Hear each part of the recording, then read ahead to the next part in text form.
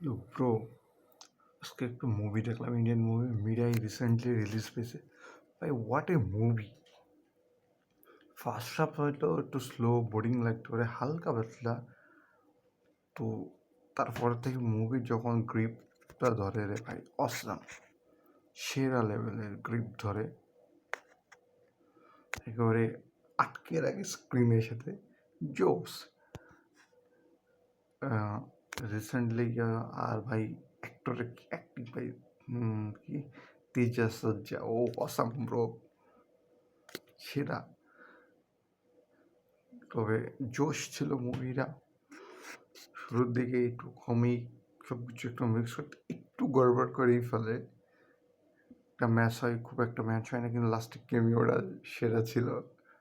কেমিও বললে ভুল হবে, লাস্টে নতুন মুভির ইঙ্গিত দেওয়া হয়েছে, এটা থেকেই ইউনিভার্স রিলেটেড টাইপ।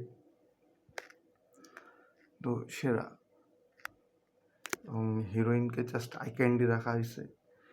রোল আছে কিন্তু আই ক্যান্ডি বেশি লাগে রোলের থেকে বেশি। এবং জোস, আর যা গ্রাফিক্স ভিএফএক্সটা ইউজ করা হয়েছে, অসাম ব্রো।